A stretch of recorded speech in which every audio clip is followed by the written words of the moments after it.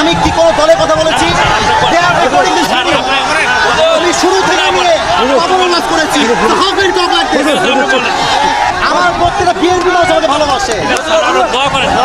ক্ষমা চাওয়া লাগবে, ক্ষমা চাওয়া লাগবে, ক্ষমা চাওয়া লাগবে এখানে। ক্ষমা চাবে আমি সামলাইতে পারবো না। এই যুবকের মাথা নামতে রাখি না। এটা 5 আগস্ট আগে বাংলাদেশ নয়। কোরআন যদি কথা বলে পিঠের চাপ রাখতে থাকে না। ক্ষমা চাইতেই হবে। আমি ওই পুরো ক্ষমা চাইতে আপনি কি আওয়ামী লীগ করেন? আপনি আওয়ামী লীগ থাকলে আপনি কথা বললেন। আমরা কোনো আইন চাপি কেন আমাদের আপনি সাহসকে দিয়ে আপনি যুবকদের জেলে আপনি যুবকদেরকে আশ্চর্য কথা বগুড়ার মাঝে এইটা একটা উল্টা বলে বাবার নাম ভুলে দিব আমরা একেবারে। আমার ব্যাকগ্রাউন্ড চেক করবেন আপনি। You have to check my background first, then you can comment on my self. বগুড়ার মাটি এইটা। বগুড়ার মাটিতে কেউ ইসলাম যদি কথা বলবে এটা বগুড়া সরকার সহ্য করতে পারবে না। আরে আমি তো শেখ হাসিনাকেই গুনি নাই, আপনাকে মুখের জন্য আমি কি করবেন? আপনারা আমাকে কি করবেন?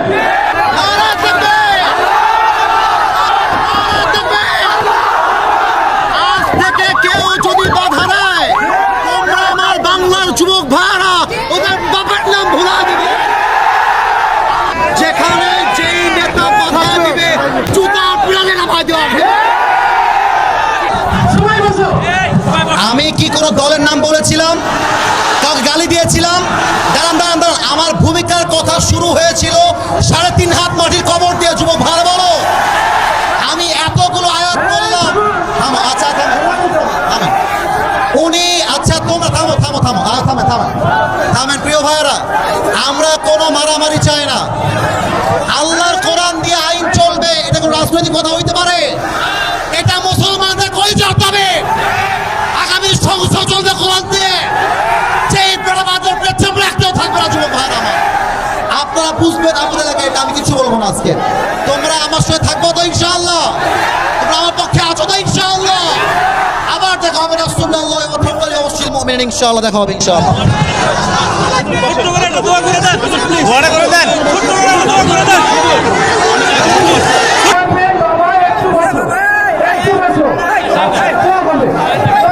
আমি বলি ক্ষমা চাওয়া লাগবে, ক্ষমা চাওয়া লাগবে, ক্ষমা চাওয়া লাগবে এখানে। ক্ষমা চাবে আমি সামলাইতে পারবো না। ওনাকে ক্ষমা না চাইলে মাফলে তো হবে না। যুবক ভাড়া বাতিলদেরকে ছাপ দিয়ে দিয়ে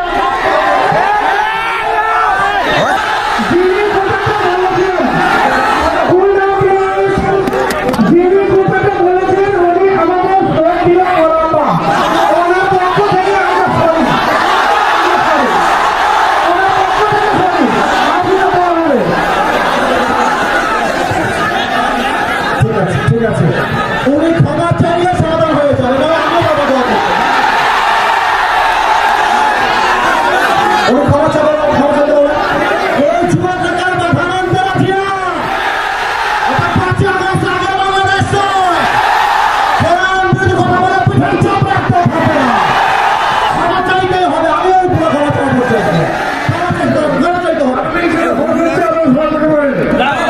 সবাই বসে পড়ে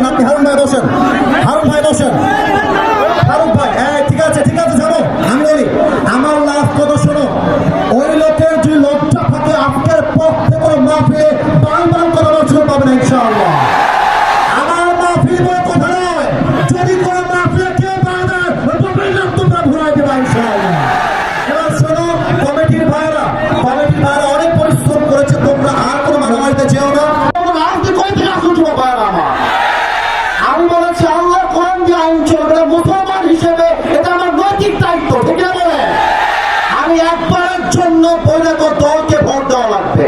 আমি বলেছি পার্লামেন্ট চলবে আল্লাহর কোরআন দিয়ে, এরকম দলের কথার উপরটা মুসলমানদের কথা চলবে। পলিটিক্যাল পার্টি আপনি কি বুঝলেন নিয়ে এইটা? আমি তো রাজনীতি করেই না, রাজনীতি। আপনি যদি দলের আইন সহ্য করতে না পারেন, আপনার ইমান থাকবে না যুবক ভাইরা আমার। আমি চাই আল্লাহর কোরআন দিয়ে দেশ চলবে, এটা কোনো রাজনীতি নয়, এটা আমার মুসলমান হওয়ার পরিচয়। তাকবীর দেন, নারায়ে তাকবীর। আমার ব্যাকগ্রাউন্ড চেক করুন আপনি। You have to check my background first, then you can comment on my self. বগুড়ার মাটি এইটা, বগুড়ার মাটিতে কেউ ইসলাম বিরোধী কথা বলবে, এটা বগুড়া সরকার সহ্য করতে পারবে না। আমি কোনো আকাশ থেকে ভেসে আসছিলাম, ওই বগুড়ার প্রত্যেকটা যুবক পূজাতে ভালোবাসে।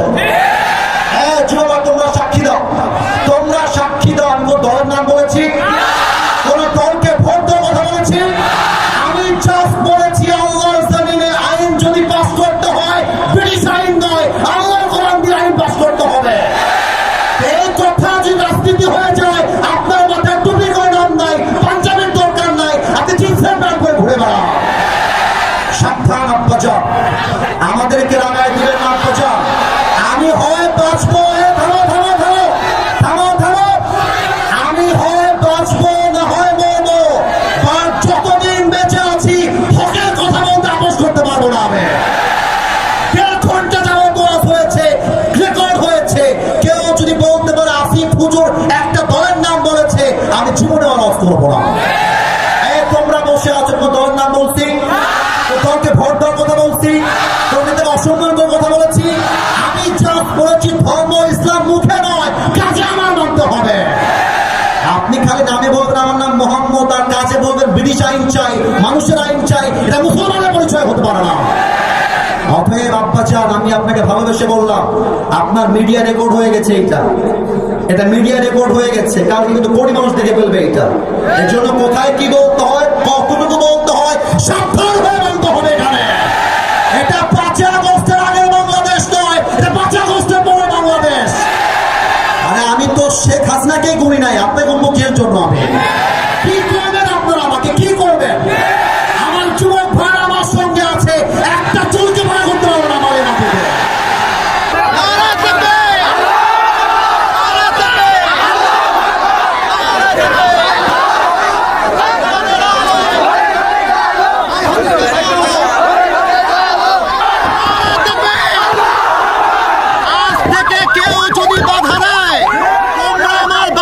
যুবক ভাইরা ওদের বাপের নাম ভুলা দিবে। আমাদের বাংলাদেশ চলবে আল্লাহ কোরআন দিয়ে। আপনার ভাব মুসলমানের দেশ এইটা।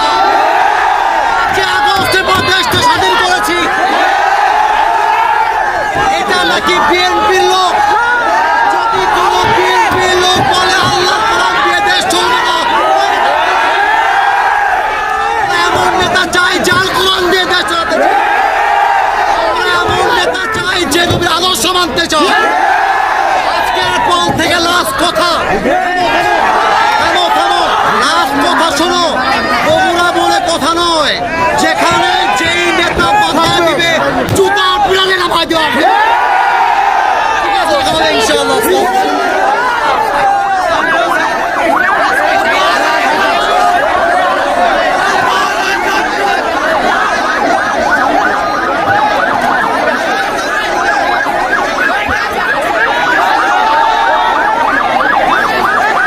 এখানে কিন্তু বিএনপির ভাইয়েরা বসে আছে, এখানেই কিন্তু জামাত ইসলামের ভাইয়েরা বসে আছেন। একটা কথা বলে দিয়ে যাই, মারামারি করবেন না। মারামারির কথা আমি আসিফ হুজুর কখনো বলি না। আমি মিলায়ে দেওয়া পছন্দ করি, আমি বিচ্ছেদ পছন্দ করি না। এই যুবকরা আমাকে চেনে, একটু একটু কয়েকজন যুবক চেনে। আমি যখন কথা বলি, আমি আজ পর্যন্ত কোনো দলকে কখনো আঘাত দিয়ে কথা বলি নাই। এবং আমি যখন কথা বলি, তোমরা যারা আমাকে চেনো, আমাকে সবাই চেনে তা আমি দাবি করব না, বাট আমি কখনো আমার চেহারায় মুচকি হাসি ছাড়া কাউকে ছোট করে কথা বলতে পছন্দ করি না। বিএনপি মুসলমান, জামাত ইসলাম মুসলমান, জাতীয় পার্টি মুসলমান, চরমনায় মুসলমান, শর্ষিনা মুসলমান, যত পার্টি আছে এনসিপি, দে আর অল মুসলিমস। বাংলাদেশের প্রত্যেক প্রত্যেকটা দলের নেতা হচ্ছে সাচ্চা মুসলমান। আমার প্রশ্ন, now this question to everybody, those who are here and those who are listening my lecture right now, যারা আমাকে শুনছেন সবার কাছে আমার প্রশ্ন, বিএনপি যদি মুসলমান হয়, জামাত ইসলাম যদি মুসলমান হয়, জাতীয় পার্টি যদি মুসলমান হয়, এনসিপি যদি মুসলমান হয়, চরমোনায় যদি মুসলমান হয়, তাহলে আগামীর সংসদ, আগামীর পার্লামেন্ট কোরআন দিয়ে চলবে না কেন? আমাদের দাবি জামাত ইসলাম হিসেবে নয়, আমি কোনো পলিটিক্যাল পার্টির সাথে I am not connected with any political party in Bangladesh. I am just talking about on this matter as a citizen of Bangladesh. আমি নাগরিক হিসেবে বলছি, আমাদের প্রাণের দাবি আগামীর পার্লামেন্টে প্রত্যেকটা আইন পাস হতে হবে আল্লাহর এই কোরআন দিয়ে। বগুড়ার ভাইরা আমার, ইমাম সাহেব আছেন? ইমাম সাহেব কোথায় আছেন ভাই আমার? ওয়ালাইকুম আসসালাম, মাশাআল্লাহ। আমাদের মসজিদের ইমাম সাহেবও এখানে উপস্থিত রয়েছেন। সত্য কথা বলতে আমি এখানকার কোনো খবর জানি না, বাট আমার মনে হয় যে ইমামরা সমাজে সবচেয়ে বেশি সম্মান পাওয়ার যোগ্য, কিন্তু তাদেরকে বেতন দেওয়া হয় সবচেয়ে কম, সবচেয়ে কম। আপনারা নিউজ দেখেছেন মুরব্বী এবং যুবক ভাইয়েরা, যে খেলোয়াড়ের বেতন নাকি বাংলাদেশে 12 লাখ টাকা, 15 লাখ টাকা, 17 লাখ টাকা তাদের বেতন।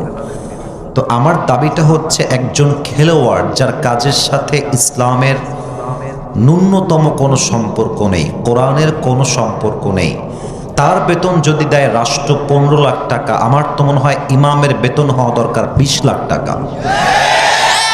আল্লাহ ইমাম সাহেবের সম্মানকে তুমি আকাশচুম্বী করে দাও, পড়েন সবাই আমিন। জনাব মোহাম্মদ আব্দুল বারী প্রামাণিক, আরও আছেন জনাব আলহাজ মোহাম্মদ মতিউর রহমান প্রামাণিক। অনেকের নাম, তো আমি জাস্ট নামগুলো পড়ছি ওনাদের ভালোবাসা দেওয়ার জন্য, ওনাদের সম্মান জানাবার জন্য। আমরা দোয়া করে দিই সহসভাপতি যারাই রয়েছেন, আল্লাহ সবাইকে যেন ইসলামের খাদেম হিসেবে কবুল করে, পড়েন সবাই আমিন। আজকের এই প্রোগ্রামে প্রধান অতিথি আছেন জনাব মোহাম্মদ আশরাফুল আলম, স্টোর অফিসার, রূপায়ণ housing state limited, Dhaka. Sir কি এসেছিলেন? এখনো আছে? ও মাশাআল্লাহ স্যার, মাশাআল্লাহ, ভেরি স্মার্ট। বসে পড়েন স্যার। আমাদের স্যার যে আমাদের মাঝে আছে, আমরা খুশি না বেজার? আমরা দোয়া করি আল্লাহ তাআলা আমাদের প্রিয় আশরাফুল আলম ভাইকে যেন ওমরে ফারুক রাদিয়াল্লাহু তাআলা আনহুর মতো ইসলামের সৈনিক হিসেবে কবুল করুক, পড়েন সবাই আমিন। আমার পূর্বে কথা বলেছেন মাওলানা মোহাম্মদ আলী মুর্তজা খান, অত্যন্ত চমৎকার কথা বলে গেছেন বলে আমি বিশ্বাস করি। আল্লাহ ভাইয়ের কথা অনুযায়ী আমাদের সবাইকে যেন আমল করার তৌফিক দান করেন। যারাই আজকের এই প্রোগ্রামে উপস্থিত আছেন, আমি লাস্ট একটা দোয়া করছি আজকের এই প্রোগ্রামকে বাস্তবায়ন করবার জন্য। যারা 2 টাকা হলেও দান করেছে, যারা মেধা দিয়ে, শ্রম দিয়ে, সহযোগিতার হাত বাড়িয়ে দিয়েছে, আল্লাহ সবাইকে তুমি আজ যেমন এই কোরআনের বাগানে মেহমান হিসেবে কবুল করেছ, জান্নাতুল ফেরদাউসেও তুমি আজকের মতো আমাদের সবাইকে মেহমান হিসেবে কবুল করে নিও। আমিনটা বগুড়ার সাউন্ডে হয় না, আরেকবার বলেন তো আমিন। বগুড়াবাসী কেমন আছেন আপনারা সবাই? ধুনোটে একবার আলহামদুলিল্লাহ, আমি ভালো আছি ভাইজান। আমার ভালোবাসার মানুষটা আমার খবর নিয়েছে আর কি। একবার এসেছিলাম, ধাক্কা ঠাক্কা খেয়ে মাটিতে উল্টে পড়ে গেছিলাম, ছেলে পেলের ধাক্কা। আমার হাত অলরেডি এখনো কাটা আছে, হালকা শুকাইছে। এই একদিন আগে হাত কেটে গেছে, পাও কেটে গেছে। আসলে যুবকদের ভালোবাসায় কোনো ভেজাল নেই, যত সব ভেজাল হচ্ছে মেয়েদের ভালোবাসায়, তাই না? ওরা কিন্তু ভালোবাসলে কলিজা দিয়ে ভালোবাসতে পারে। তো যুবক ভাইরা, আজকে আমরা কলিজা ভরে ওয়াজ শুনবো, তোমরা থাকবা তো ইনশাআল্লাহ? আল্লাহ যেন আমাদেরকে দোয়া পর্যন্ত থাকার তৌফিক দান করে, পড়েন সবাই আমিন। আমার তো মনে হচ্ছে আজকের এই মাহফিলে আমার মুরব্বী আব্বাজান এসেছে 10%, আর 90% এসেছে আমার কলিজার টুকরা যুবক ভাইরা। আমি আগেই সকলের কাছে জানতে চাই, আমার ধুনটবাসী, আমার কথা কি বোঝা যায়? না, আপনারা উত্তর না দিলে তো আমি সামনে বাড়তে পারবো না। কথা কি বোঝা যায়? মাশাআল্লাহ। আমি যে কথাগুলো বলছি আমি 1 থেকে 3 গুনছি, নিজেকে একটু স্থির করে নেন, কারণ কোনো কথা আপনার কানের পাশ দিয়ে যেন পাস করে না যায়। প্রত্যেকটা কথা আপনার কলিজায় গিয়ে আঘাত করতে হবে। আমি 1 থেকে 3 গুনছি, সবাই একটু নড়ে চড়ে স্থির হয়ে মনোযোগী হয়ে যান। 1, 2, 3।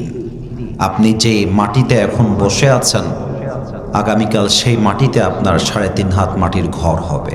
আপনি যে মাটিতে এখন বসে দাপট দেখাচ্ছেন, এটা আমার বাড়ি, আমার এলাকা, আমার বগুড়া, আমার বাপের মাটি, এটা আমার ঘর। জাস্ট রুহুটা বের হয়ে যাবে, আপনার আসল ঠিকানা হয়ে যাবে 3.5 হাত মাটির কবর। কবর এমন একটা জায়গা, যে মানুষটা বালিশ ছাড়া ঘুমাতে পারতো না, সে মানুষটাও একদিন বালিশহীন মাটিতে শুয়ে থাকবে। যে মানুষটা গরম সহ্য করতে পারতো না, গরম ফ্যান দাও, এসি লাগাও, ফ্যান দাও, এসি দাও, একটা মুহূর্তের জন্য যে মানুষটা গরম সহ্য করতে পারতো না, সে মানুষটাও একদিন এসিহীন, ফ্যানহীন অন্ধকার ঘরে সাদা কাফনের কাপড়ে প্যাকেট হয়ে শুয়ে থাকবে। যে নারী আজকে সাজ সজ্জা, শাড়ি, গহনা, মেকআপ, পুরো দেহটা অলংকার দিয়ে ভরা, রূপে তার গৌরবে সে বাঁচে না, এই মানুষটাও যদি আজ রাতে মারা যায়, আগামীকাল তার সমস্ত শাড়ি খুলে, কাপড় খুলে 3.5 হাত মাটির কবরে সাদা কাফনের কাপড়ে প্যাকেট করে চিরজীবনের জন্য শুয়ায় দেওয়া হবে। কবর এমন একটা জায়গা, যারা অন্ধকার ভয় পেত, অন্ধকার আমার ভয় লাগে, না না না, রুমে লাইট দাও। গোরস্থান ভয় লাগে, অন্ধকার, যাব না যাব না, অন্ধকার দেখলে আমার কলিজা শুকিয়ে যায়। ওই মানুষটাও অনন্তকালের জন্য 3.5 হাত মাটির অন্ধকার কবরে শুয়ে থাকবে। দুনিয়াটা হচ্ছে ভাড়া বাড়ির মতো। ভাড়া বাড়িকে আপনি যতই ডেকোরেট করেন, যতই সাজান, বাড়িওয়ালার নোটিশ যখন চলে আসে যে বাড়ি ছাড়তে হবে, বাড়ি যতই সাজানো হোক, বাড়িওয়ালা যখন বলবে যে বাড়ি আমার ছাড়তে হবে, বাড়ি আপনাকে ছাড়তেই হবে। এই দুনিয়াটা হচ্ছে ভাড়া বাড়ির মতো।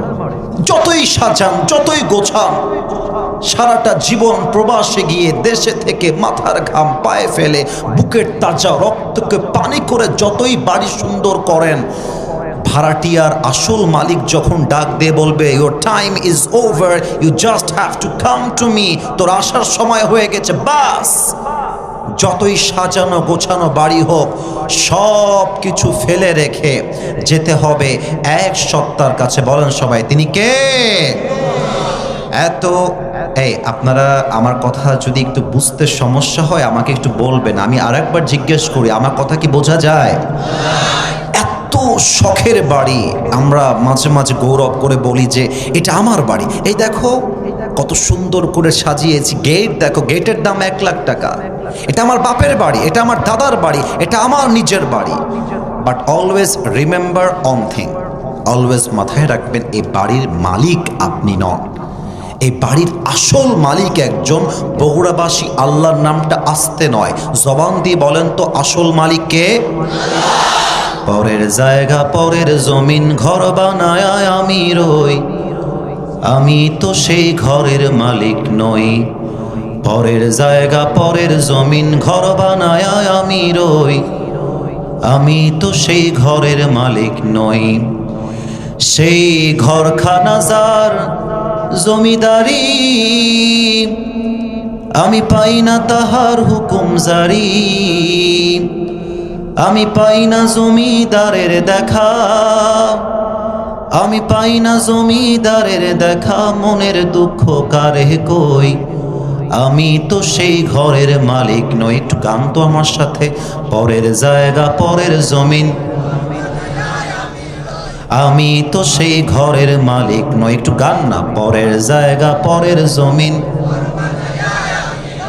আমি তো সেই ঘরের মালিক নই। ঘরের মালিক কে গো ভাই? না, এটা বগুড়ার সাউন্ড তো হলো না, আরেকবার, ঘরের মালিক কে গো ভাই? প্রতিদিন এই মাটি কবর আপনাকে ডাক দেয়। কি বলে ডাক দেয় জানেন? এটা যদি আপনি শোনেন না, আপনার ঈমান যদি 1 ফোঁটাও থাকে, আপনার গায়ের পশমগুলো দাঁড়িয়ে যাবে। প্রতিদিন কবর আপনাকে ডাক দিয়ে বলে, এই আমি তোর আসল ঘর, আমি তোর আসল বাড়ি। তুই আমার থেকে যতই পালিয়ে যাস না কেন, দিন শেষে কিন্তু তোকে আমার ঘরে ফিরে আসতে হবে। তুই আমাকে যতই ভুলে যাস, আমি কিন্তু তোরে ভুলি নাই। তুই যতই দূরে পালিয়ে যাস, তুই কিন্তু আমার থেকে দূরে নস। জাস্ট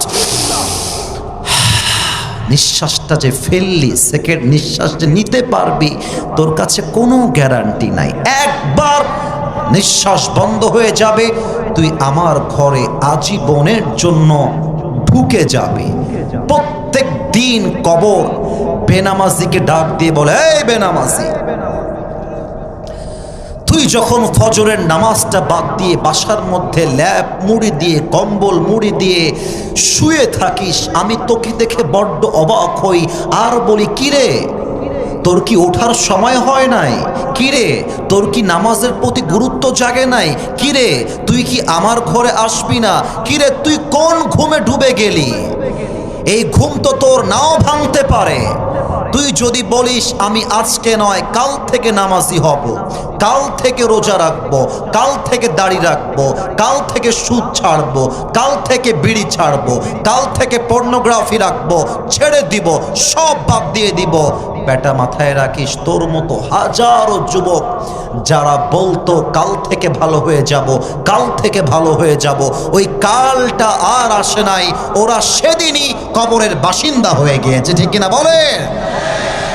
আল্লামা ইকবাল লিখেছেন, হুয়ে নাম ওয়ার বেনিশা कैसे कैसे, जमी खा गई नौजवा कैसे कैसे, ये जगह जी लगाने की दुनिया नहीं है, ये इबरत की जा है तमाशा नहीं है, तुझे पहले बचपन ने बरसों खिलाया, जवानी ने फिर तुझको मजनू बनाया, अजल तेरा कर देगी बिल्कुल सफाया। मेरे दोस्त, ये दुनिया जगह जी लगाने की नहीं है, ये दुनिया इबरत है, तमाशे की कोई जगह नहीं है, ठीक है ना बोले?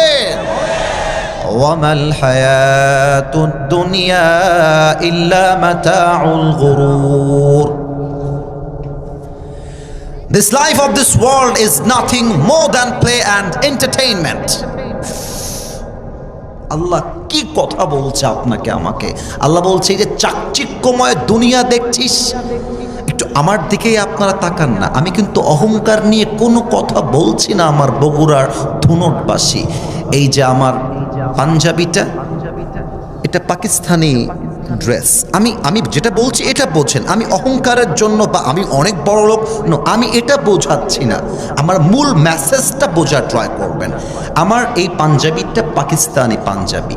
এই যে ওয়েস্ট কোট পরে আছি, এটা সবচেয়ে দামি ব্র্যান্ডের ওয়েস্ট কোট। আমার টুপিটা পাকিস্তান থেকে একদম স্পেশালি আমার সাইজে আমি বানিয়ে এনেছি। আমার হাতের যে ঘড়ি, অনেক দামি ঘড়ি, টুপি দামি, চশমা দামি, জামা দামি, ওয়েস্ট কোট দামি।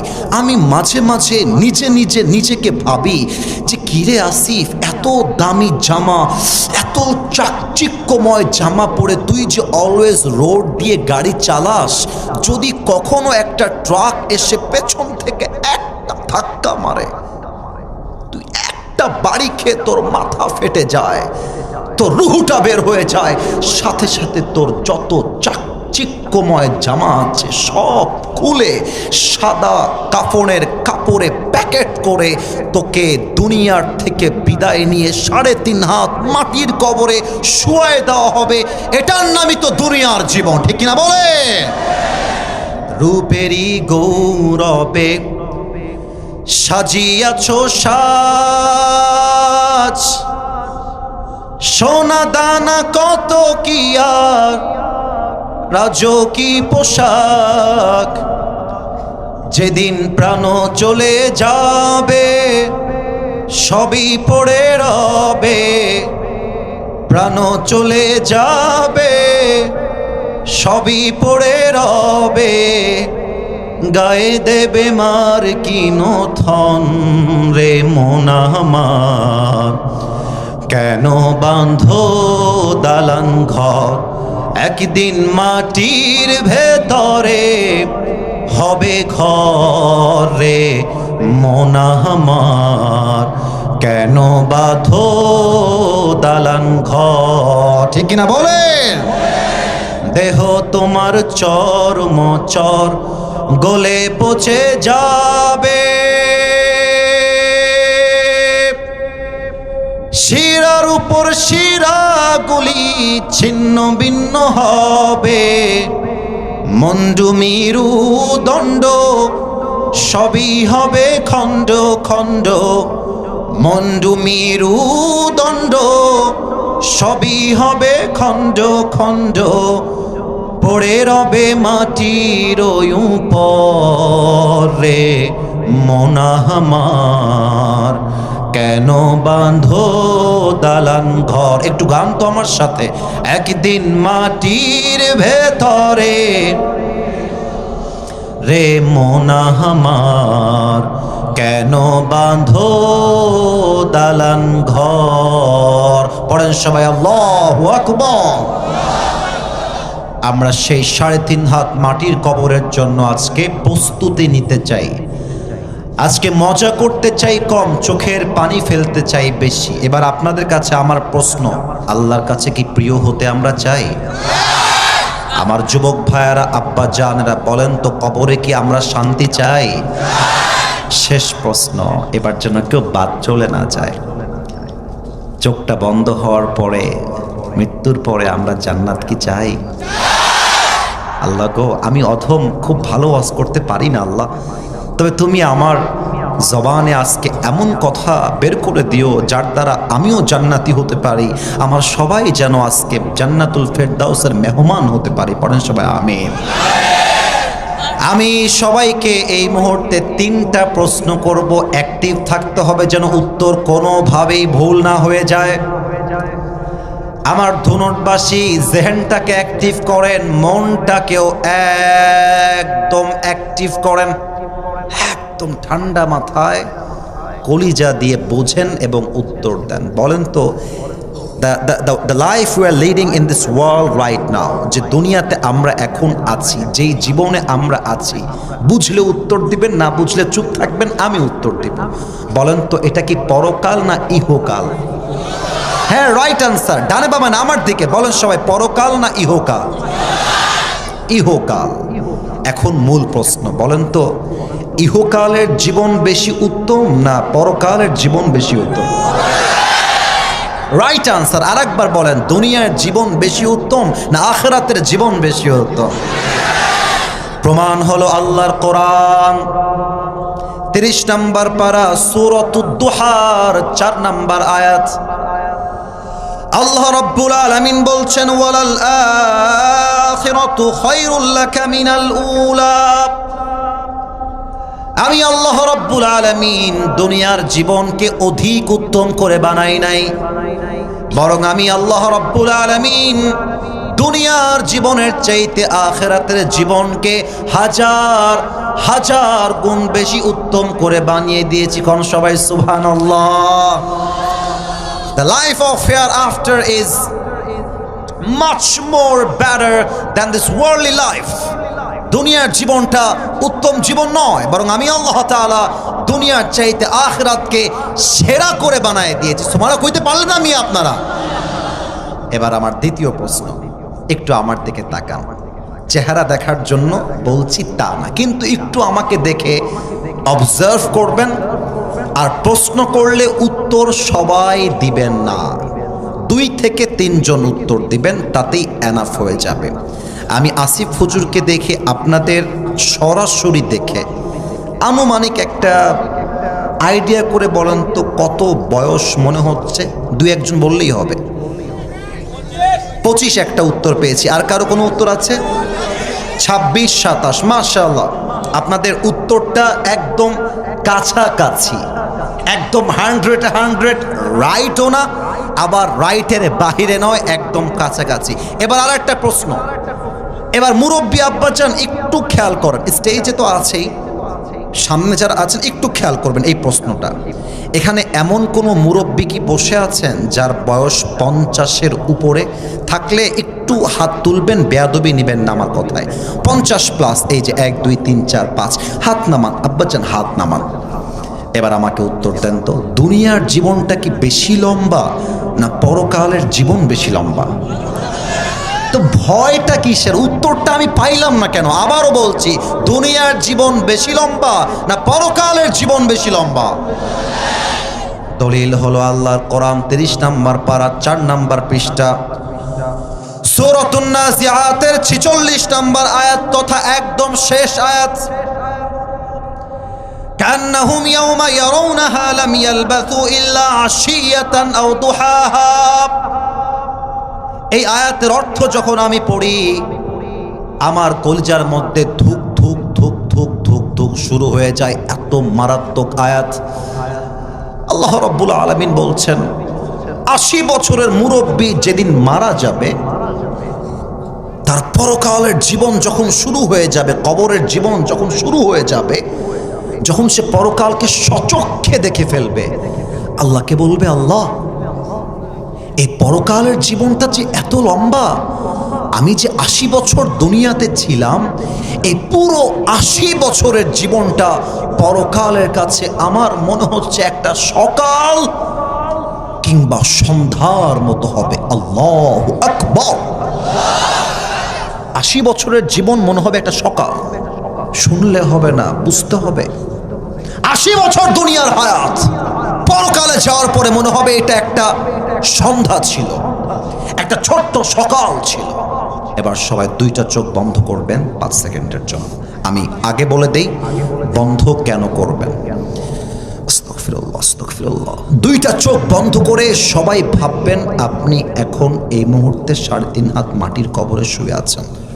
চোখ বন্ধ করতে হবে না, আরেকটু পরে করবেন। আরেকবার বলছি, প্রথম অনুভূতি হবে আমি মাটির কবরে কাফনের কাপড়ে প্যাকেট হয়ে শুয়ে আছি, 1 নাম্বার অনুভূতি। 2 নাম্বার, আপনি ভাববেন আপনার চোখের সামনে মালাকুল মউত দাঁড়িয়ে আছে। জাস্ট ভাববেন, চোখ বন্ধ সবার। আমি আমার চোখ বন্ধ করে ফেলেছি। আমার বিশ্বাস আপনারা চোখ বন্ধ করেছেন। এটা আমার কোনো অর্ডার না, এটা ভালোবাসার দাবি রাখলাম। আচ্ছা, চোখ যদি বন্ধ হয়ে যায়, আমি কাউকে দেখতে পাচ্ছি না তো, চোখটা যদি বন্ধ থাকে মাথাটা একটু সবাই নিচু করেন। মাথা যদি নিচু হয়ে যায়, আমি 1 থেকে 5 গুনছি। 1, একটু ভাবেন আপনি কবরে শুয়ে আছেন, একটু ভাবেন, একটু ভাবেন যে আগামীকাল ফজরের পরে আপনার জানাজার নামাজ শুরু হয়ে যাবে। আমি 1 থেকে 5 গুনছি। 1, 2, 3, 4, 5। চোখ খোলেন, আমার দিকে তাকান। মৃত্যুকে আল্লাহ তাআলা 2টি ভাগে ভাগ করেছেন।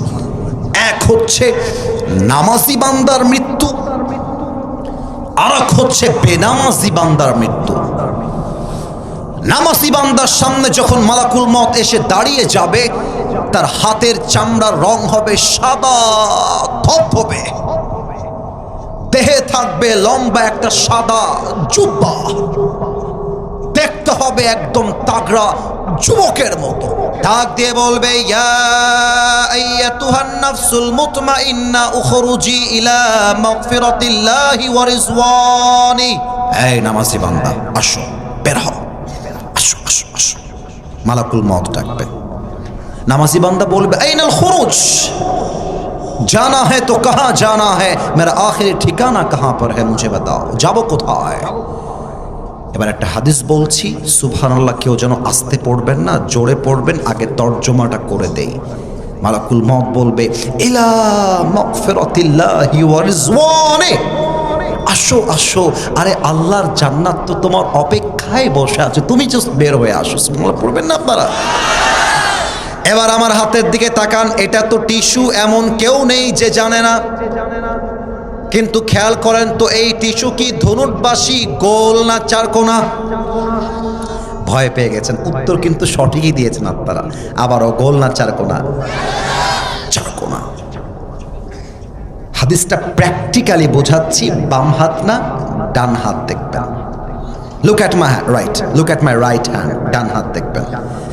নামাজি বান্দার রুহুকে কবজ করবার জন্য মালাকুল মউত তার ডান হাতটা আলতো করে বাড়ায় দিবে। আমি একটু পেছনে যাচ্ছি হাদিসটা প্র্যাকটিক্যালি বোঝাবার জন্য। একটু পেছনে গেলাম, সাউন্ডটা হালকা কম যাবে। মনে করেন আমি একটা অভিনয় করছি, আমি একজন নামাজি বান্দা, আমি শুয়ে আছি বাসার ভেতরে, আমার মৃত্যুর সময় চলে এসেছে, পরকালের লাইফটা এখনই স্টার্ট হয়ে যাবে। মালাকুল মউত আসবে, ডান হাতটা আলতো করে বাড়াবে, রুহু যখন হালকা করে বের করবে, হাদিসে আসছে একটা পিঁপড়া কামড় দিলে যেই পরিমাণ কষ্ট হয় তার চাইতে কম কষ্ট দিয়ে নামাজি বান্দার রুহুকে কবজ করা হবে। তাও সুবহানাল্লাহ বলতে পারলাম না। এবার এইটার দিকে তাকান। কাফাম মিন আকফানিল জান্নাহ ওয়া হানুত মিন হানুতিল জান্নাহ। নামাজি বান্দার রুহুকে কবজ করার জন্য আল্লাহ তাআলা জান্নাত থেকে একটা লাল রেশমি রুমালের চাদর জান্নাত থেকে দুনিয়াতে নামাজি বান্দার জন্য স্পেশালি গিফট হিসেবে পাঠিয়ে দিবে। সুবহানাল্লাহ। এখানে অনেক যুবক বসে আছো যার মোবাইল ফোন পকেট থেকে বের করে যদি আমি চেক করি, কেউ যদি হাসেন আপনার ঈমান দুর্বল, হাসবেন না। অনেক যুবকের ফোন চেক করলে ওর ফোনে এখন উলঙ্গ মেয়েদের ভিডিও আর ছবি খুঁজে পাওয়া যাবে। এখানে অনেক অডিয়েন্স বসে আছে, দর্শক বসে আছে যার পকেট চেক করলে এই মাহফিল থেকে এখন বিড়ির প্যাকেট বের হবে, এখনই বের হবে। এখানে অনেক অনেক যুবক বসে আছে যেই যুবকগুলো এই মাহফিলে এসে তার গার্লফ্রেন্ডকে মেসেঞ্জারে মেসেজে রিপ্লাই করেছে, এখানেই আছে। না, আমি আবারও বলছি, আমি তোমাকে হাসির খোরাক দেই নেই। কেউ কারো দিকে তাকিয়ে হাসতে যেও না। যার যার গুনাহ তাকে আল্লাহর সঙ্গে বুঝতে দাও। You just have to look at my face. তুমি আমার দিকে তাকাও, আমার দিকে তাকাও। এমন বেনামাজি যুবক, এমন বেনামাজি মুরব্বী, এমন বেপর্দা মহিলা, যখন তার সামনে মালাকুল মউত আসবে, তার এই চোখটা হবে বিশাল লম্বা, আর হাদিসে আসছে চোখটা হবে লাল টকটকে, একদম লাল। আমি একটু বোতামটা খুললাম, এই পুরো দেহের চামড়াটা হবে নীলাভ বর্ণের চামড়া, নীল। পা থাকবে জমিনে, মাথা থাকবে আকাশ বরাবর, বিশাল লম্বা দেহ হবে তার। গায়ের পোশাকটা হবে কালো কুৎসিত পোশাক। বেনামাজি যখন তার দিকে একবার তাকায় দেখবে, মালাকুল মউতের ভয়ঙ্কর চেহারা দেখে বেনামাজি থরথর থরথর থরথর করে কাঁপবে, এরকম এরকম করে কাঁপবে। আর মুখের এই ডান পাশ দিয়ে সাদা সাদা ফেনা বের হওয়া শুরু হবে, ফেনা ফেনা।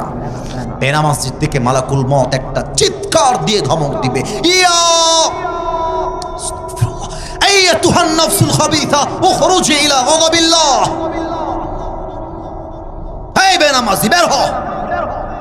একটা ধমক দিবে, বেনামাজির দিকে তাকায়, আর বেনামাজির রুহুটা ছিঁড়ে বের হবে। একবার ডান দিকে দৌড় দিবে, বাম দিকে দৌড় দিবে, একবার পেছনের দিকে দৌড় দিবে। এবার বেনামাজির দিকে মালাকুল মউত তার বাম হাতটা বাড়াবে। এবার আমার বাম হাত দেখবেন সবাই, look at my left hand. বাম হাত দেখেন। He will take his left hand just like step back. পেছনে নিবে মালাকুল মউত তার বাম হাতটা, পজিশন সেট করে। বেনামাজি মুরব্বী, বেনামাজি যুবক, বেনামাজি মা, বেনামাজি বোন রুহের দিকে একটা থাবা মারবে। থাবা মারার সাথে সাথে যখন রুহুটাকে বের করে আনবে, হাদিসে আসছে একটা জীবিত ছাগলকে যাবেহ না করে তার চামড়া কেউ যদি ব্লেড দিয়ে এমন করে ছিঁড়ে ফেলে, ছাগলটার যে পরিমাণ কষ্ট হয় তার চাইতে কমসে কম 70 গুণ বেশি কষ্ট দিয়ে বেনামাজি বান্দার রুহুকে কবজ করা হবে। বলেন সবাই নাউজুবিল্লাহ।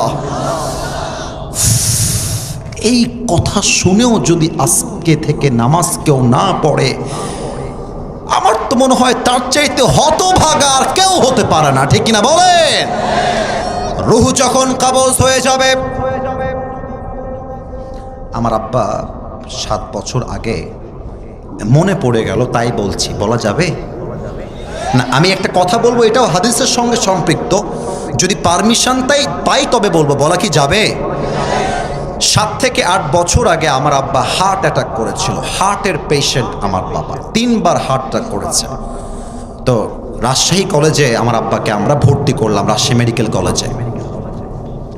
আমি তখন এতটা প্রফেশনালি বক্তব্য শিখি নাই, বা আমি এত ফেমাস বা ভাইরাল যাই বলেন আমি কিছু ছিলাম না এরকম। আমি একদম সাধারণ একজন ছেলে ছিলাম, একদম সাধারণ ছেলে। মেডিকেলে গেলাম বাবাকে দেখার জন্য। আমি কিন্তু ফালতু আলাপ না, এটাও হাদিসের সঙ্গে মিলাই দিচ্ছি, একটু বোঝার চেষ্টা করবেন।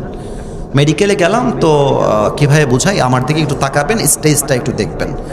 এটা হচ্ছে আমার বাবার ওয়ার্ড, এটা হচ্ছে গেট, আর ওই যে বাসটা দেখা যাচ্ছে ওইটা হচ্ছে ওয়ার্ডের বাহিরের বারান্দা। কথার কথা বোঝানোর জন্য বললাম। আমি যখন বাবার গেটে ঢুকবো দেখলাম ঠিক গেটের সামনে বাহিরে বারান্দায় একজন শুয়ে আছে।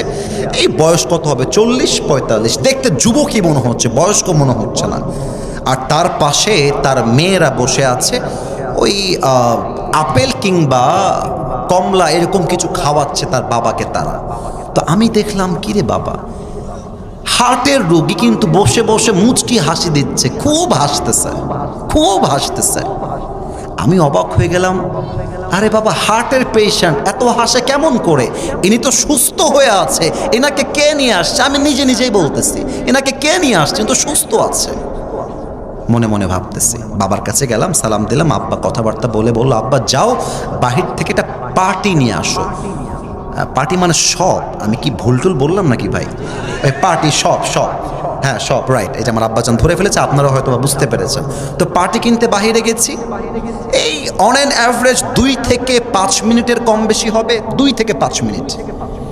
আমি আব্বার ওয়ার্ডে ঢুকতে যাব, চিৎকার আর চিৎকার, কান্না আর কান্না, কান্না আর কান্না। আমি দৌড় দিয়ে গেছি, কি হলো কি হলো কি হলো? দেখতেছি একটু আগে যেই যুবক বয়সী মানুষ মনে হচ্ছিল হাসতেছিল, দুনিয়াতে আর নাই। চোখে দেখা ঘটনা, একদম চোখে দেখা। তো তাকে দেখলাম হালকা হালকা সাদা ফেনা বের হচ্ছে তার জিহ্বার এই পাশ দিয়ে। এটা ভালো মৃত্যুর নমুনা নয়। ভালো মৃত্যু যাদের হয় না তাদের চোখটা উল্টায় যায়, চেহারাটা নীল হয়ে যায়। খারাপ মৃত্যুর নমুনা হচ্ছে জিহ্বার এই ডান পাশ দিয়ে সাদা সাদা ফেনা বের হওয়া শুরু হয়ে যায়। খারাপ মৃত্যুর নমুনা হচ্ছে থর থর থর থর করে কাঁপতে থাকে। এটা ভালো মৃত্যুর নমুনা নয়। রূহ যখন কবজ হয়ে যাবে, এলাকার মসজিদে আপনার নামে এলান শুরু হয়ে যাবে, অমুকের বাবা, অমুকের মা, অমুকের দাদা দুনিয়াতে আর নাই, শেষ। আপনার ছেলে ফেসবুকে পোস্ট দিবে, স্টোরি দিবে, আমার বাবা দুনিয়াতে আর নেই, আমার কলিজার টুকরা মা দুনিয়াতে আর নেই। চতুর্পাশ থেকে লোক ছুটে আসবে আপনার জানাজার নামাজ পড়ার জন্য। কিন্তু যখন আপনার লাশটাকে দাফন করা হবে কবরে, এবার একটা প্রশ্ন করব, উত্তর হয়তো বা 90% বেশি ভুল আসতে পারে। আগে সাবধান করছি, উত্তর যেন ভুল না হয়। বলেন তো, কবরে রাখার পরে মাইয়াতকে প্রশ্ন করা হবে কয়টা? 4টা। কে বলেছেন একটু হাত তুলুন তো ভাই আমার। এই যে 4টা, that is the right answer. মোট প্রশ্ন 3টা নয়, মোট প্রশ্ন হবে 4টা। আমি প্রশ্ন করছি, উত্তর দিবেন আপনারা। বলেন তো, আমার রব্বুক, আমাদের রবকে। আরো জোরে বলতে হবে, আমাদের রবকে। আল্লাহ আমার রব, এই রবি আমার সব, দমে দমে তনু মনে তারি অনুভব। তোমার দুনিয়াতে আমি যেদিকে তাকাই, অথই নেয়ামতে ডুবে আছি সবাই। পাখপাখালির কণ্ঠে শুনি তাসবিহ কলো রব, তাসবিহ কলো রব। আল্লাহ আমার রব, এই রবি আমার সব। রবকে। এবার একটু আমার দিকে তাকান তো, এইটা আমার মুখে কালো কালো কি? এরা ধরতে পেরেছে, আপনারা উত্তর দেন নাই। আর একবার, এইটার নাম আব্বাজান। কবরের প্রশ্ন যতই মুখস্থ করেন, মুখস্থ দিয়ে উত্তর দেওয়া যাবে না আব্বাজান। আগে ঈমান এবং আমল ঠিক করতে হবে, তখন প্রশ্ন মুখস্থ করতে হবে না। আল্লাহ জবাবটা সহজ করে দিবে, ঠিক না বলেন? এবার একটু আমার দিকে তাকায় বলেন তো, আমি যে চাপ দাড়ি রেখেছি, যুবক ভাইরা, আমাকে পাম দেওয়া লাগবে না, যা বলবা মন থেকে। আমি যে চাপ দাড়িটা রেখেছি, আমাকে দেখতে আনস্মার্ট লাগতেছে না? আমি উত্তর পাইনি। আমাকে দাড়িতে কি অসুন্দর লাগতেছে? দেখতে কি আমাকে খ্যাত লাগতেছে? অনেক মেয়ে আছে দেখবা, দাড়িওয়ালা যুবক দেখলে চুলকানি শুরু হয়ে যায়, জ্বালা পড়া শুরু হয়ে যায়। বলে যে দাড়িওয়ালাকে বিয়ে করতে চাই না, আমার তো গাঞ্জাখোর বেশি পছন্দ হয়। অনেক মেয়ে আছে দেখবা দাড়িওয়ালা দেখলে নাক ছিটকায়। বগুড়ার ধুনটের ছেলেরা মাথায় রাখবা, যেই মেয়ের দাড়িওয়ালা পছন্দ নয় তার জন্য বিটিএস এর হিজড়া ছাড়া সেকেন্ড কোন অপশন আমাদের কাছে নাই যুবক ভাইরা। আরে যেই মেয়ে দাড়ি পছন্দ করে না সে তো আমার বাড়ির বউ হওয়ার যোগ্যতাই রাখে না। এবার বলেন তো আমার নবীর মুখে লম্বা লম্বা দাড়ি ছিল কি ছিল না? আমার নবীর মতো সুন্দর কে তল্লাটে আর কেউ হতে পারে?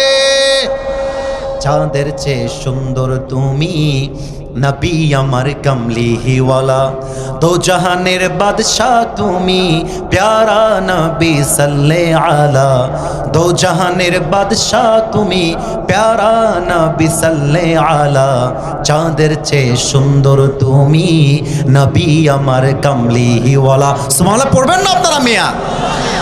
এই জন্য দাড়ি রেখে দাও। তুমি দাড়ি রাখলে তোমার কপালে টিকটকার মেয়ে নয়, তোমার কপালে ফাতেমার মতো চরিত্রবান মেয়ে পেলে মিলে যাবে, ঠিক কিনা বলো? আর কি বলবো দুঃখের কথা, কথা বলতে গেলে তো আপনার রাগটা করতে পারে না। রাগ করবেন আপনারা সবাই? অনেক মা বোনেরা আমাকে শুনছেন বাহির থেকে, কেউ বাড়ির থেকে, কিন্তু আমি কোনো কথা কোনো মেয়েকে আঘাত করবার জন্য বলছি না। আব্বা জান, আমি আপনাকে আঘাত করবার জন্য বলছি না। অনেক মেয়ে আজকাল বোরকা পরে বোঝায় আমি আমার নবীকে অনেক ভালোবাসি, আমি ইসলামকে অনেক ভালোবাসি, কিন্তু বোরকা পরে টিকটকে নেচে বেড়ায়। বলো এরকম মেয়ে আছে না নাই? বলো বলো বলো। আর একটা রহস্য ফাঁস করে দিয়ে যাই, কবে আবার আসবো? মেয়েরা আবার রাগ করলো সমস্যা না, আমি তো আর আসবো না এদিকে হয়তো বা। আচ্ছা বলে দিয়ে যায়, মেয়ে অনেক মেয়ে আছে দেখবেন, আব্বা চান রাগ করবেন না, আমি বাস্তব বলতেছি আব্বা চান, অনেক মেয়ে আছে দেখবেন বোরকা পরে এই পুরো হাতাটা খোলা, শুধু এখানেই শেষ নয়, হাতে আবার রঙিন রঙিন মেহেদি লাগায়। তো এখন মুখটাও ঢাকা, বুকটাও ঢাকা, বোরকা পরা, কিন্তু হাতে মেহেদি দিয়ে বোঝায় মেরা চেহারা তো তুম দেখ नहीं सकते, हाथ से ही पता लगा लो कि मैं खूबसूरत हूँ। প্রিয় বোন আমার, আপনার বোরকা পরে যদি দেহ দেখাবার এত শখ হয়, অনেক মেয়ে তো এত টাইট ফিটিং বোরকা পরে তার দেহের প্রত্যেকটা অঙ্গ প্রত্যঙ্গের ভাঁজ বোঝা যায়। আপনার যদি দেহ দেখাতে এতই মন চায়, আপনার মতো মেয়ের জন্য বোরকা পারফেক্ট নয়, আপনাকে জিন্সের প্যান্ট আর টি শার্টই বেশি মানাবে প্রিয় বোন আমার। অতএব বোরকা পরলেই দিনদার হওয়া যায় না। অনেক মেয়ে বোরকা পরে বগুড়ার মমইন পার্কে প্রেম করে বেড়ায় বয়ফ্রেন্ডকে নিয়ে। যুবক ভাড়া বলো, দেখলেই মনে হবে ইয়ার ইয়ে তো अभी के अभी जन्नत से भाग के दुनिया में आई है, माशाअल्लाह। দেখলে কনফার্ম জান্নাতি মনে হয়। অতএব মাথায় রাখতে হবে নবীকে ভালোবাসি, নবী আমার মুহাম্মদুর রাসূলুল্লাহ সাল্লাল্লাহু আলাইহি ওয়াসাল্লাম, জাস্ট জবানে বললে হবে না, কাজে প্রমাণ দেওয়া লাগবে আমরা নবীকে ভালোবাসি, ঠিক কিনা বলেন? এবার বলেন তো আমাদের ধর্মের নাম কি? মাশাআল্লাহ, এই উত্তরটা আমার মন মতো হয়েছে, আওয়াজ জোরে আসছে। আর একবার, বিরক্ত আর করতে চাই না, প্রায় 1.5 ঘন্টা হয়ে গেছে বসা। আপনারা কি ওয়াজ চান না দোয়া চান? কোনটা? ওয়াজ চান তো সবাই ইনশাআল্লাহ? একটু আর একবার উত্তর দেন, আমাদের ধর্মের নাম। এখানে কিন্তু বিএনপির ভাইয়েরা বসে আছে, এখানেই কিন্তু জামাত ইসলামের ভাইয়েরা বসে আছেন। একটা কথা বলে দিয়ে যাই, মারামারি করবেন না। মারামারির কথা আমি আসিফ হুজুর কখনো বলি না। আমি মিলায়ে দেওয়া পছন্দ করি, আমি বিচ্ছেদ পছন্দ করি না। এই যুবকরা আমাকে চেনে, একটু একটু কয়েকজন যুবক চেনে। আমি যখন কথা বলি, আমি আজ পর্যন্ত কোনো দলকে কখনো আঘাত দিয়ে কথা বলি নাই। এবং আমি যখন কথা বলি, তোমরা যারা আমাকে চেনো, আমাকে সবাই চেনে তা আমি দাবি করব না, বাট আমি কখনো আমার চেহারায় মুচকি হাসি ছাড়া কাউকে ছোট করে কথা বলতে পছন্দ করি না। বিএনপি মুসলমান, জামাত ইসলাম মুসলমান, জাতীয় পার্টি মুসলমান, চরমনায় মুসলমান, শর্ষিনা মুসলমান, যত পার্টি আছে এনসিপি, দে আর অল মুসলিমস। বাংলাদেশের প্রত্যেকটা দলের নেতা হচ্ছে সাচ্চা মুসলমান। আমার প্রশ্ন, Now this question to everybody, those who are here and those who are listening my lecture right now, যারা আমাকে শুনছেন সবার কাছে আমার প্রশ্ন,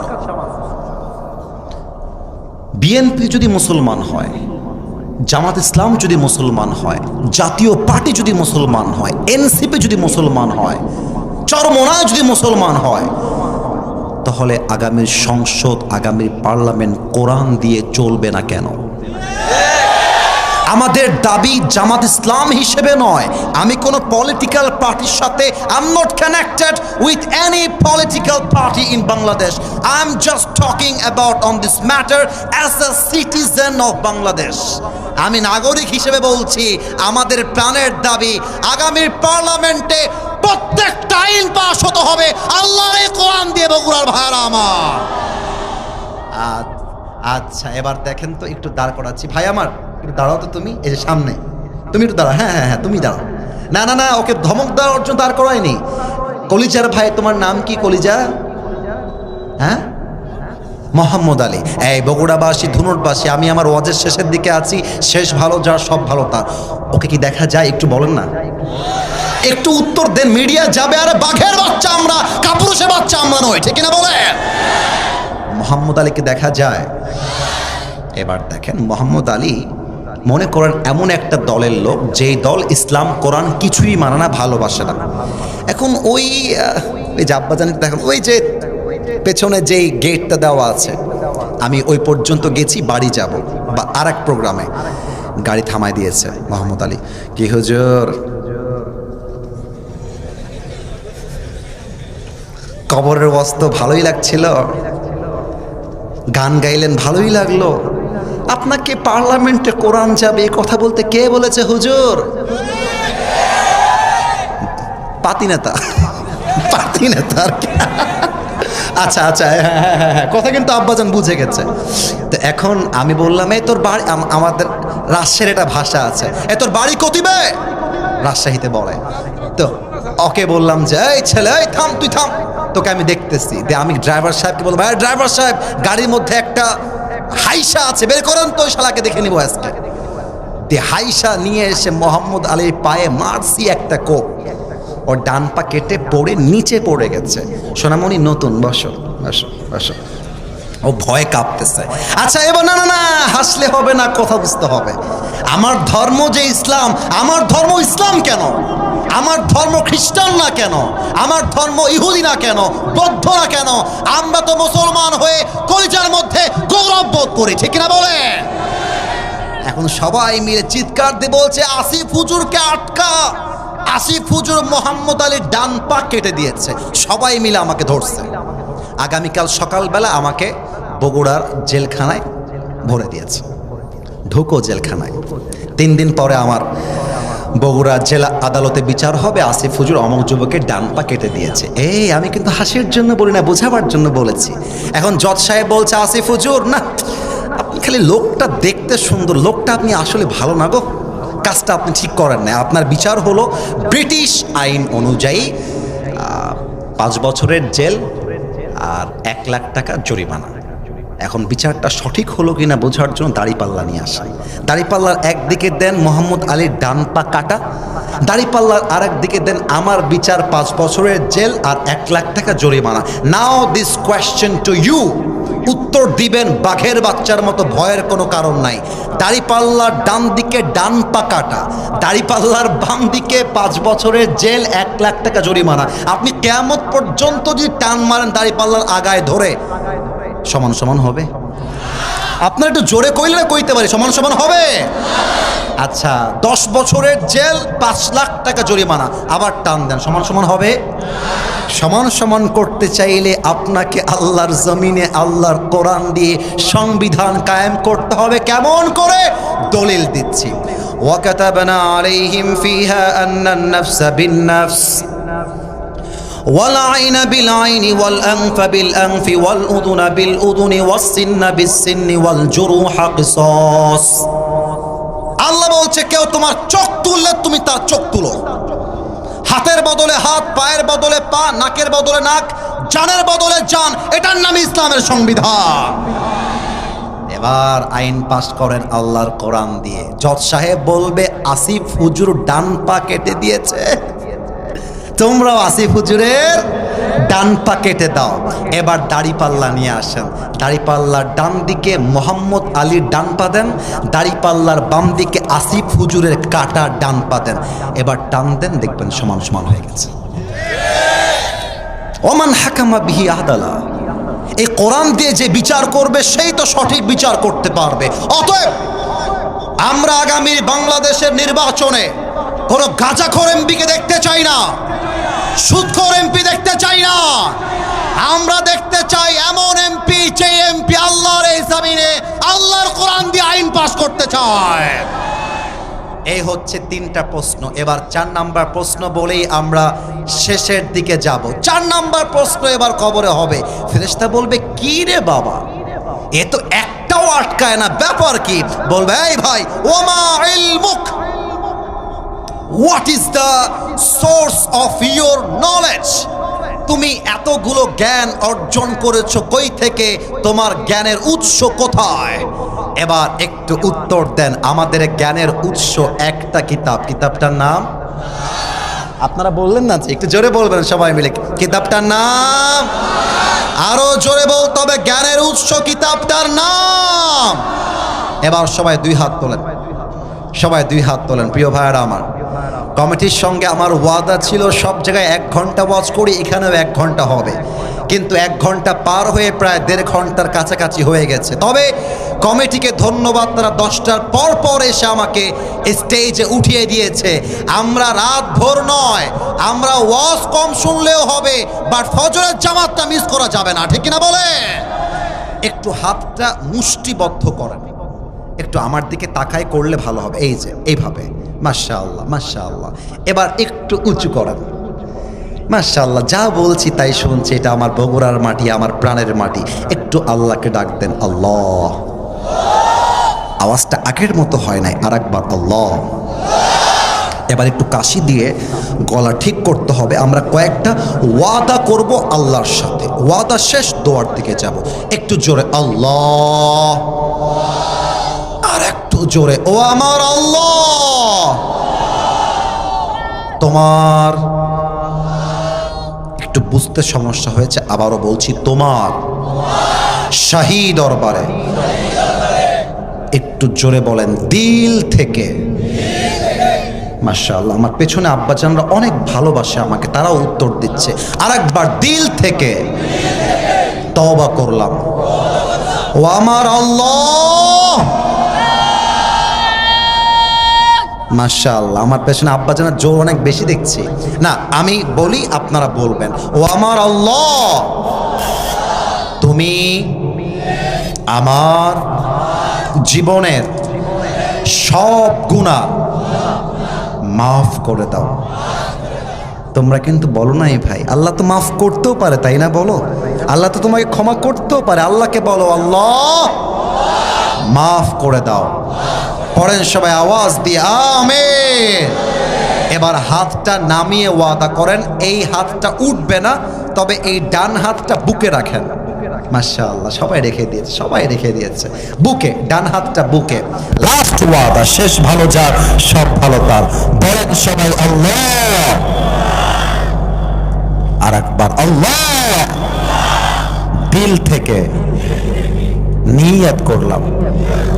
আর নিয়তটা করো রে ভাই, নিয়তটা করতে সমস্যা কোথায়? তোমরা আমাকে ঘৃণা করো, মনে করো যে আসিফ হুজুরকে আমার পছন্দ না, বাট নিয়তটা তো করতে সমস্যা নেই। বলো সবাই, নিয়ত করলাম আজ থেকে 1 ওয়াক্ত নামাজ,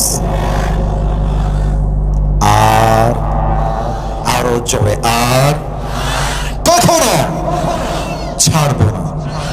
এবার একটু হাত তুলতে হবে, বলেন সবাই আওয়াজ করে হাত তুলে, ইনশাআল্লাহ। এবার তাকবীরদের হাত তুলে, নারে তাকবীর, লিল্লাহি তাকবীর। আল কোরআনের আলো, আল হাদিসের আলো, কোরআন হাদিস যেখানে, আলেম ওলামা যেখানে, বগুড়াবাসী যেখানে, আল্লাহ যেন কবুল করে, পড়েন সবাই আমিন।